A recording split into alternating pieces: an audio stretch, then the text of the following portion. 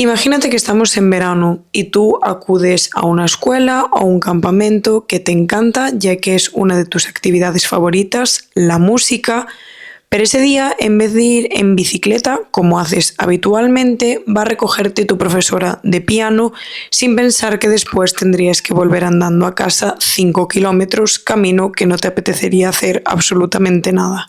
Probarías a llamar a tu madre a ver si podía ir a buscarte una vez terminadas las clases y esta te diría que por todo el trabajo que tiene acumulado que no podría ir a por ti y que tendrías que volver andando sí o sí. Pero de lo que no se sabría es que eso te costaría la vida. En esta introducción os presento del caso que vamos a hablar hoy, el caso de Linda O'Keeffe.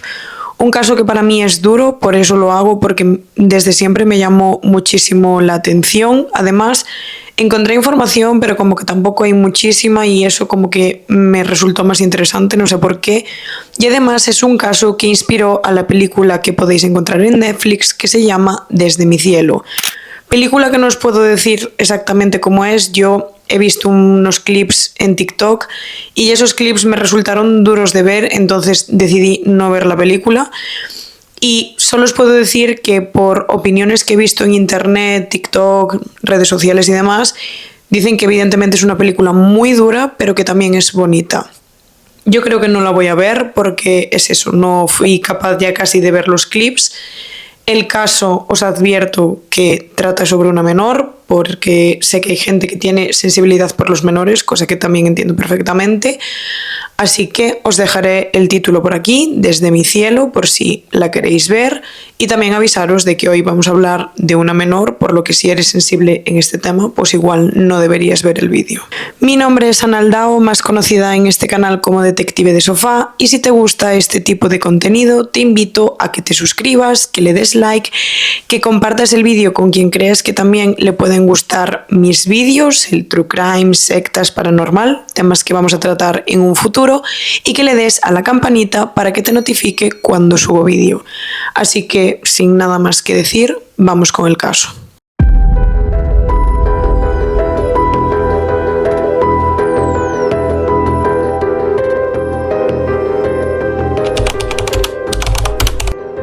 Bien, en este caso algo que sería importantísimo sería la ciencia, ya que gracias a ella se pudo resolver 45 años después, o sea que imaginaros.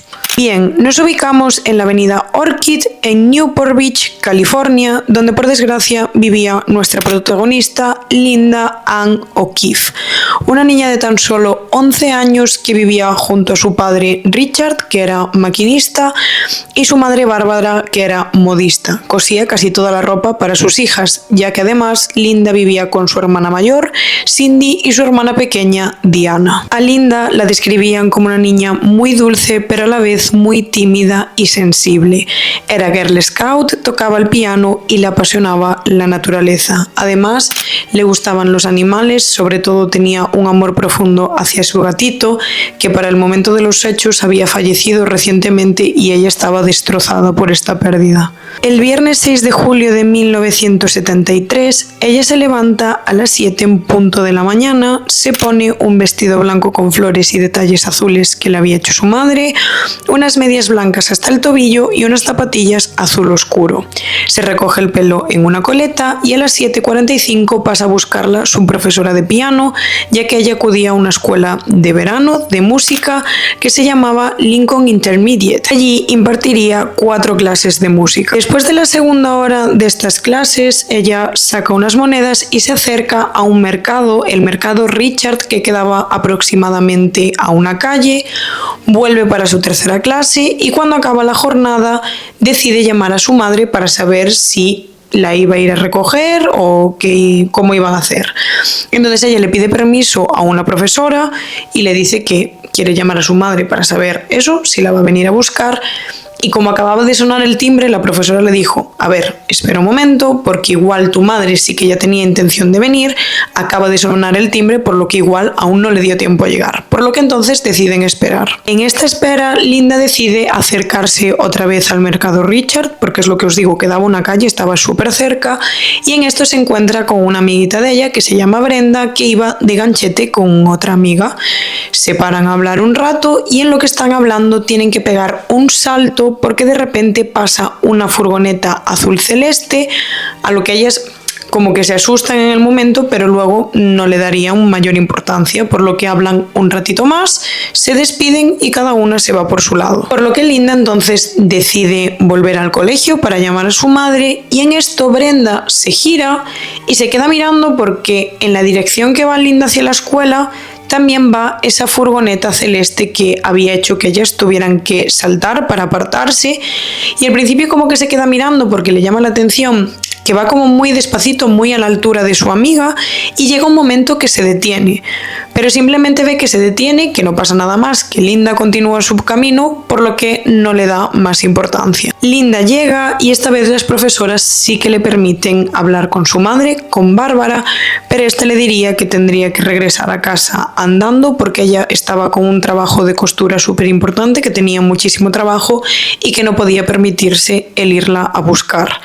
Linda se enfada porque no le apetecía volver andando a casa, ya que también eran 5 kilómetros, era un día caluroso, no le apetecía y se pone muy triste, empieza como a llorar porque a ella no le apetecía hacer ese recorrido. En lugar de volver a casa enseguida, lo que hace es sentarse entre dos calles, una era Margarita Drive y la otra era Inlet Drive.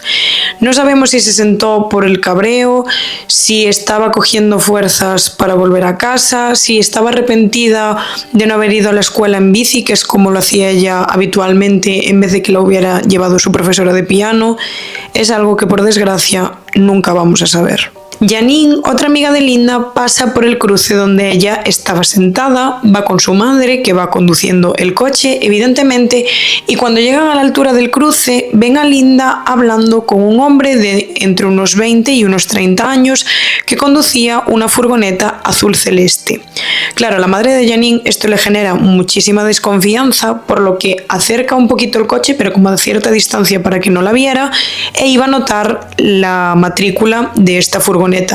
¿Qué pasa? Que cuando ella se da cuenta, esta ya arrancó a toda leche y Linda no estaba en la esquina donde estaba sentada anteriormente. Al ver la esquina vacía, evidentemente la madre de Janine piensa: es que se tuvo que ir con él, o sea, es imposible que una niña saliera tan rápido, o sea, ella simplemente agachó la cabeza para apuntar la matrícula, volvió a mirar y ya no estaban ni la furgoneta, ni el hombre, ni ella.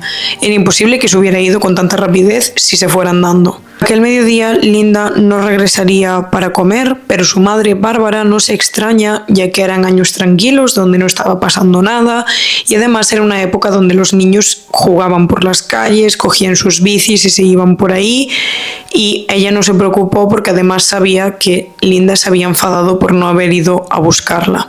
El problema vino cuando ya habían pasado 3 horas y ella no había regresado a casa, por lo que Bárbara se alarma. Va a hablar con vecinos por si alguien la había visto y habla con amiguitos de Linda, que serían Kathy, Jim, Stacy, Mona y Marilú, pero nadie la había visto. Richard, el padre, vuelve a casa y se pone en acción a buscarla por todas partes, a ver dónde podía estar la niña, y creen que podía haber sido un acto de rebeldía, pero aún así estaban nerviosos, estaban alarmados. Salen a buscarla en los 2 coches que tenía la familia. A las 18:42, ya desesperados porque no dan con Linda, avisan a la policía de Newport Beach, le explican toda la situación y desde el minuto 1, la policía monta un dispositivo de patrullas por las calles para ver si encuentran a la niña, e incluso utilizarían helicópteros para saber qué podía haber pasado con Linda, pero no encontrarían absolutamente nada. La madre de Janine y la propia Janine tenían como un sentimiento de culpabilidad enorme, porque igual si se hubieran acercado y le hubieran ofrecido a Linda a llevarla a casa, o si tenía algún problema, o algún mínimo de contacto, igual esto no hubiera pasado, pero al final en estas cosas eso no se puede pensar porque podía haber pasado de mil maneras y nunca se puede tener ese sentimiento de culpabilidad. Yo creo que siempre la gente intenta actuar lo mejor que puede y al final tampoco piensas que puede llegar a pasar esa situación. Igualmente, Janine y su madre acuden a la casa de Linda, hablan con los padres y con la policía y le explican que vieron a la niña hablando con un hombre blanco de entre unos 20 y unos 30 años que conducía una furgoneta azul turquesa. Y claro, para la policía esto era un dato muy importante porque ya podían hacerse una idea de tanto el vehículo como de la persona, porque en ese momento la policía ya empezaría a hacer retratos robot. La desaparición sería el titular principal de todos los periódicos ya al día siguiente, el 7 de julio de 1973, y es que además un vecino de los O'Keefe, un arquitecto que se llamaba Ron Yeo, sale con su hijo de 4 añitos a hacer una ruta en bicicleta, ya que cerca de tanto de la casa de los O'Keefe como de su casa, porque eran vecinos, había un parque que se llamaba Back Bay, que tenía una reserva natural y tenía como un lago donde este arquitecto quería llevar a su hijo para que viera las ranitas. Pero en esta ruta lo que se encontraría Ron sería terrible, ya que cuando van en la bicicleta se fija que entre unos matorrales ve una manita ya pálida que no se mueve y cuando se acerca a ver qué es lo que ocurre se encuentra con el cuerpo de una niña que aparentemente parecía que estaba dormida. Él se pone a gritar desesperado, la agita, le grita y no consigue despertarla. Efectivamente se trataba de Linda O'Keefe.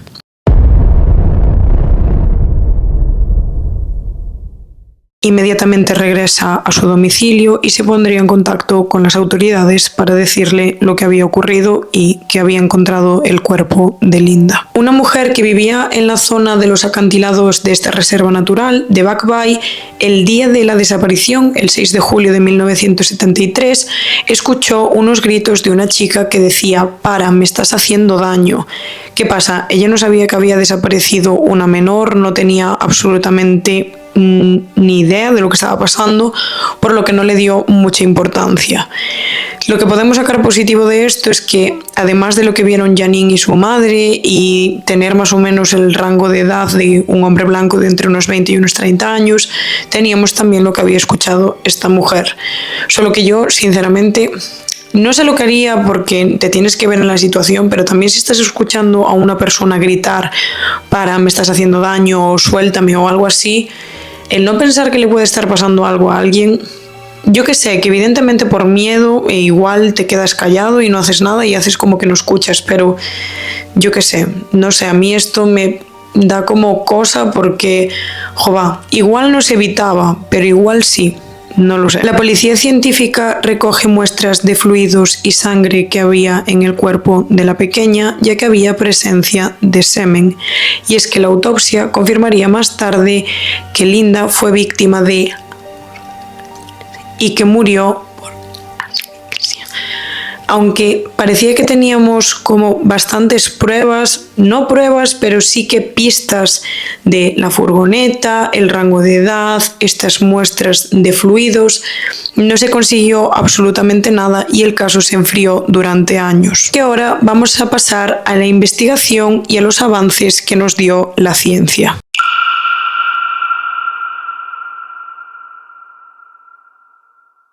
Gracias a los avances de la ciencia, al desarrollo del estudio del ADN y a las mejoras en la ciencia forense, se pudieron resolver casos que todavía no se habían resuelto, que son los conocidos casos fríos, que el de Linda era uno de ellos. Tú te estarás preguntando, ¿qué son los casos fríos? Bien, pues es una investigación criminal, como un asesinato o una desaparición, que no se ha podido resolver y lleva mucho tiempo sin avances. Se llama frío porque ya no está activo, aunque no está cerrado oficialmente. A veces se reabre si aparece nueva información, un testigo o pruebas nuevas. Los casos fríos se resuelven en varios países donde hay tanto tecnologías como posibilidad de poder resolverlos. Por ejemplo, España, los casos prescriben a los 20 años. puede aparecer el culpable de un asesinato o de un caso como puede ser el de Linda, que una vez pasen esos 20 años no le va a pasar absolutamente nada, no va a ir a la cárcel, no va a pasar nada. Pero tenemos algunos ejemplos de lugares donde se resuelven casos fríos y el por qué lo hacen, por qué reabren el caso, como por ejemplo Estados Unidos, que tienen unidades especiales de cold case, que es como le llaman ellos, en muchas ciudades, es decir, hay un equipo que se dedica única y exclusivamente a resolver casos fríos. Pero, por ejemplo, en Reino Unido, la policía reabre casos antiguos con nuevas pruebas de ADN. Es decir, si no hay nuevas pruebas de ADN, el caso se queda sin resolver hasta que vuelva a aparecer un nuevo rastro de ADN o esta nueva pista. En Alemania, Austria y otros países europeos también se investigan casos fríos, sobre todo homicidios, y por último Canadá y Australia, que cuentan con equipos específicos para estos casos. Es decir, yo imagino que será como en Estados Unidos, que tienen como un equipo especializado en este tipo de casos para poder resolverlo. Cada país tiene sus propios métodos, pero la clave está en las nuevas tecnologías y en el desarrollo de la ciencia forense, ya que gracias a esto se ha permitido resolver mogollón de casos fríos, ya que el ADN no miente. La policía de Newport Beach no se rinde, por lo que deciden volver a tomar las muestras de fluidos, de sangre y de semen que había aparecido en el vestido de Linda, que llevaba aquel 6 de julio de 1973, porque ellos quieren resolver este caso. En octubre de 2017, el sargento Kurt Dibwen decide contratar a una empresa que se llama Parabon Nanolabs, que era especializada en tecnología genética, y con ellos deciden emplear una técnica que generaba un poquito de controversia todavía, pero que era fenotipado por ADN. El fenotipo es el conjunto de rasgos físicos de un individuo. A partir de los datos y muestras que tienen, generan un retrato del agresor, que era un hombre blanco, rubio, de ojos claros y que tendría unos 25 años en el momento del crimen. A partir de ahí, crean un perfil para hacerse, ya no aparte de hacerse una idea de cómo era para el momento de los hechos, de cómo podía ser para ese momento, para el año 2017. Hay que darse cuenta que la desaparición de Linda fue en 1973. Al mismo tiempo comparan el perfil genético con bases de datos masivas, pero no encontrarían absolutamente nada. Por lo que la policía, en julio de 2018, decide dar voz al caso de Linda contando su historia a través de las redes sociales. Y es que en Twitter crearían el hashtag LindaStory, donde revelarían datos importantes del caso. Pero es que la particularidad de esto es que lo hacen como si fuera la propia niña quien está contando su historia. Además de todo esto, difunden el retrato robot que tenían del posible sospechoso, ya que teníamos los rasgos, pero no sabíamos exactamente cómo podía ser. La investigación avanza, pero con discreción, ya que la policía cree tener al culpable del asesinato de Linda O'Keefe. Y es que teníamos nombres y apellidos, y este hombre era James Alan Neal. El hombre vivía en Colorado, pero cuando ocurrió el asesinato residía en Newport Beach. Tenía 27 años y usaba otro nombre. La policía viaja hasta Colorado, le hacen las pruebas de ADN y efectivamente tenían a su culpable.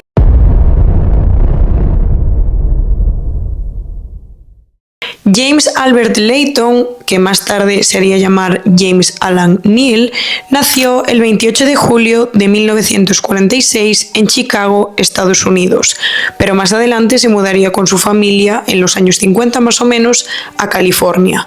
Era el hijo mediano, pero era un verdadero quebradero de cabeza para sus padres, ya que a los 13 años fue su primera detención por robo en Anaheim, California, y se iría para un centro de detención juvenil. Pero es que eso no lo había parado, ya que en su adolescencia fue detenido en 2 ocasiones más antes de dejar definitivamente sus estudios en 1963. Empezó a trabajar en un lavadero de coches, pero aún así no obtuvo estabilidad. Luego trabajó en una floristería, luego trabajó vendiendo colchones, hasta que llegamos a 1964, que fue arrestado por robar en una gasolinera. El problema estaba en que aquí ya era mayor de edad, por lo que fue a prisión durante 9 meses. Igualmente la entrada en la cárcel no lo paró, ya que él nada más salir siguió con su comportamiento errático, tanto en trabajos como todo el rato, o sea, no paró. Su vida era robos y entradas en prisión constantemente. Recupera su libertad y primero se muda a Ohio para más tarde mudarse a Kentucky, donde aquí comenzaría una formación como ayudante de una consulta de odontología.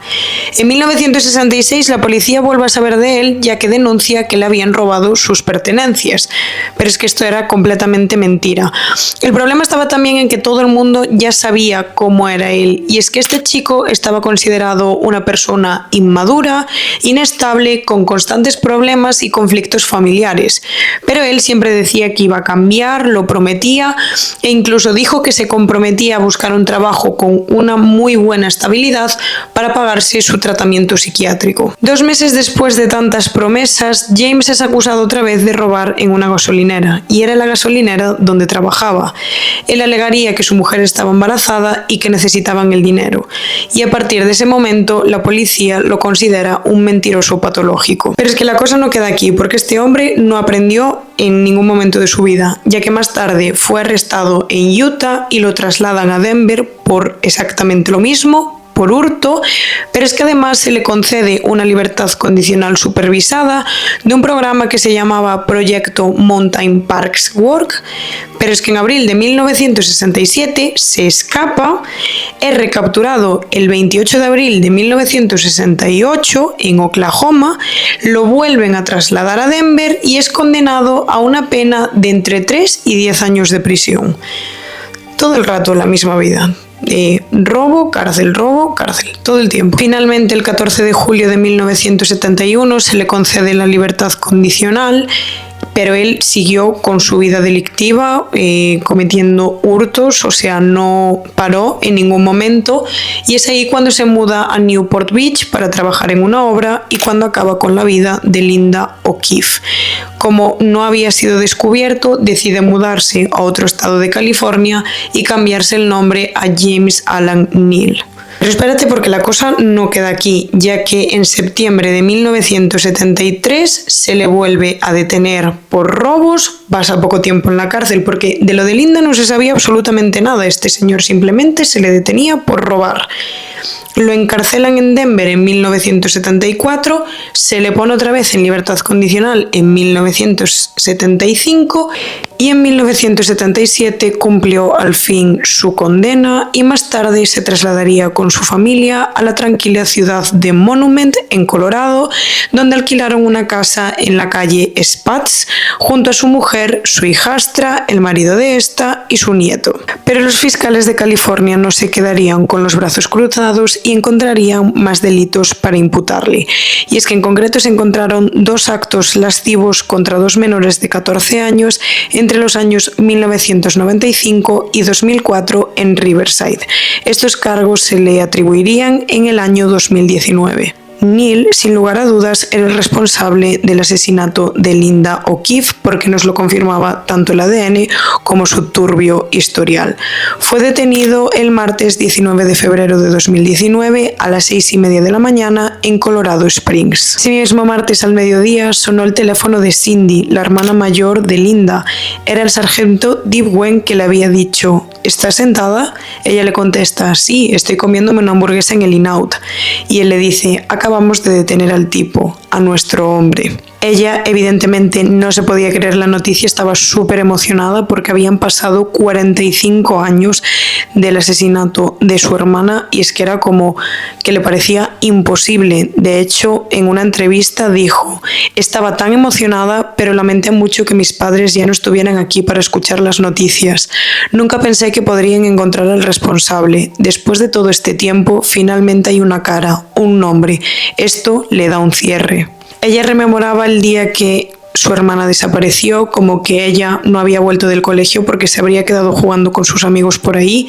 Ella también tenía el pensamiento de primeras de que había sido un acto de rebeldía porque Bárbara, su madre, no había ido a buscarla al colegio, pero que volvería después, que andaría con la bici por ahí, pero por desgracia jamás volvió. Cindy define a Linda como un alma amable y amorosa, que le gustaba escuchar a Billie Holiday y leer las novelas de aventuras y misterios protagonizadas por la detective Nancy Drew, que amaba pasar los veranos en Redwoods y que creía que la gente siempre era buena. Cindy no puede olvidar cuando al día siguiente de la desaparición de su hermana, su padre le dice: la han encontrado. Ella como que siente alivio, se alegra, pregunta dónde está, qué va a pasar, pero Richard, el padre, se queda mirando para ella como: no lo estás entendiendo, la han encontrado.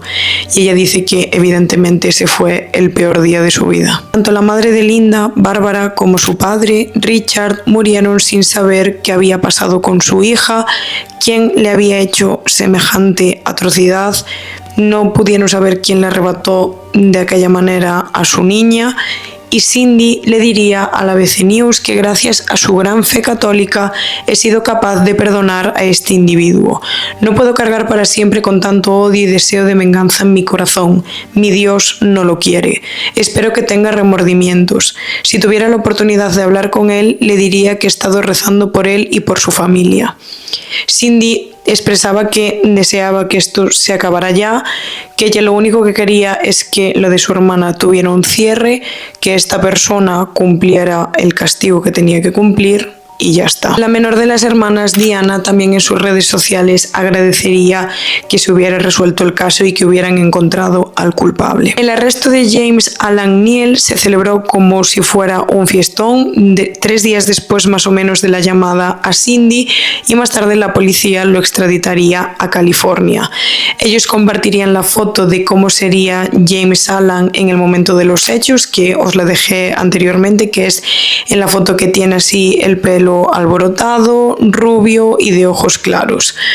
Era muy parecido al retrato robot que había hecho la policía con el análisis del ADN que se había hecho en este laboratorio, y bastante conseguido, quiero decir, sí que tenían un cierto parecido y, oye, muy bien. Por esta parte la policía, muy bien. Así como dato interesante, el chico que le alquilaba el piso a Neal, Michael Tholson, se quedó como súper sorprendido de todo lo que había pasado. De hecho dijo: parecía un buen tipo, no había ninguna señal de que él pudiera hacer algo así.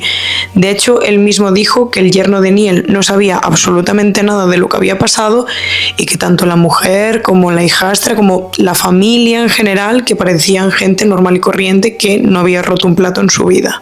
Y, oye, puede ser que él fuera como fuere, así, y que su familia no. Pero sí que es cierto que es un poco raro que tengas una persona así en tu vida, no sé. Es que, yo qué sé. La historia de Linda inspiró a la autora Alice Sebold con el título The Lovely Bones, que fue un bestseller en el Sunday Times. Más tarde, en el 2009, se haría la película que en español se titula Desde mi cielo, que la tenéis en Netflix, la que os recomendé al principio del vídeo, que fue dirigida por Peter Jackson, y entre las actrices participarían Susan Sarandon y Rachel Weisz, y estaría nominada a 4 premios Oscar en el 2010. Cindy cuenta que su madre tenía un gran sentimiento de culpa por no haber ido ese mediodía a recoger a su hija y que su padre Richard no podía con el dolor. El fiscal del distrito, Todd Spitzer, no fue muy específico en cómo encontraron el ADN de los familiares del asesino, pero sí que dijo: tenemos todas las oportunidades en el mundo para resolver tantos de estos casos fríos que nunca en el pasado tuvimos esperanzas de esclarecer. El 25 de mayo de 2020, James Alan Neal fue trasladado desde la cárcel de máxima seguridad de Theo Lacey al hospital local. No trascendió qué tenía, pero a las 5:15 de la mañana del miércoles 22 de julio de ese mismo año falleció, y solo se revelaría que no había padecido del COVID. Era nuestra intención ver a James Alan Neal ir a juicio y responder por el crimen de Linda Ann O'Keefe.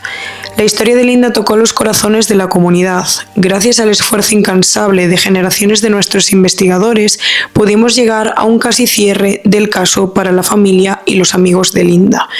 Esto fue lo que expresó el jefe de policía de Newport Beach, que se llamaba John Lewis.